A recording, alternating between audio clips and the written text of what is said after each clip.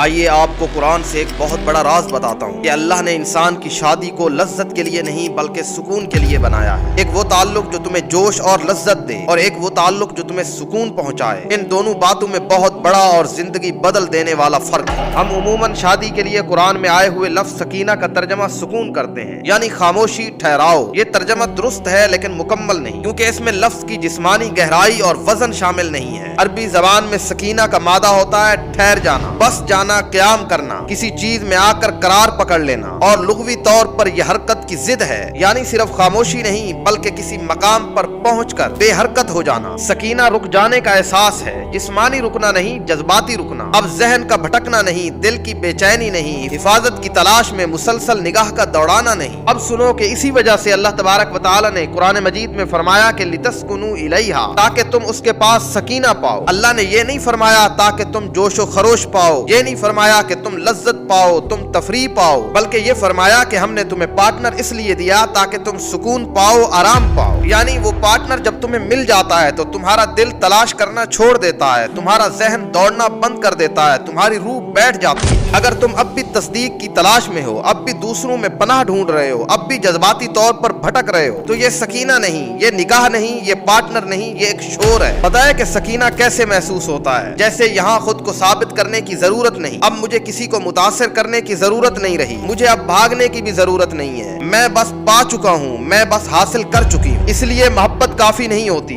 صرف کشش کافی نہیں، صرف کیمسٹری کافی نہیں، صرف محبت کی شادی کافی نہیں۔ کسی کا پارٹنر بننے کے لیے سکینہ ضروری ہے جس کا ذکر قرآن کرتا ہے، یعنی وہ سکینہ جب تمہیں دنیا بھاری لگنے لگے تو وہ تمہیں زمین سے باندھ دے، جب تمہارے دل میں گھبراہٹ پیدا ہونے لگے تو وہ اپنا ہاتھ تمہارے ماتھے پر رکھ کر تمہیں سکون عطا کر دے۔ تو اگر تمہاری شادی تمہیں پریشان کرتی ہے، تمہیں ہر وقت چوکس رکھتی ہے یا مسلسل خود کی حفاظت کرنے پر مجبور کرتی ہے، تو یہ سکونہ نہیں، یہ ایک بقا کا موڈ آن ہے تمہارے اندر۔ سکینہ وہ وقت ہوتا ہے جب تمہارا اعصابی نظام پرسکون ہو جائے، جب تم تیار نہیں ہوتے، جب تم مشکل منظر نامے کی مشق نہیں کرتے، جب تم چھپتے نہیں، تمہاری روح جانتی ہے کہ میں گھر آ گیا ہوں، میرا سکون آ گیا۔ اس لیے یہ آیت آگے جا کے یہ فرماتی ہے کہ وَجَعَلَ بَيْنَكُمْ مَوَدَّةً وَرَحْمَةً، اور اس نے تمہارے درمیان محبت اور رحمت رکھ دی، کیونکہ سکینہ صرف وہاں بڑھتا ہے جہاں رحمت ہوتی ہے۔ تو یاد رکھو کہ اگر تمہاری شادی تمہیں دوڑانا بند نہیں کرتی تو یہ سکینہ نہیں ہے، یہ ایک آزمائش ہے جسے تم پورا کر رہے ہو۔ اسے سکینہ بناؤ، کیونکہ اگر یہ سکینہ بن جائے تو اب اسے قابو میں رکھو۔ وہ خاموشی اور سکون جو تمہیں ایک دوسرے میں حاصل ہو جائے، یہ اللہ کی طرف سے ایک تحفہ ہے، اور اللہ کی طرف سے ملے ہوئے تحفے کو ضائع کرنے والے کے ہاتھ میں سوائے افسوس کے کچھ نہیں رہتا۔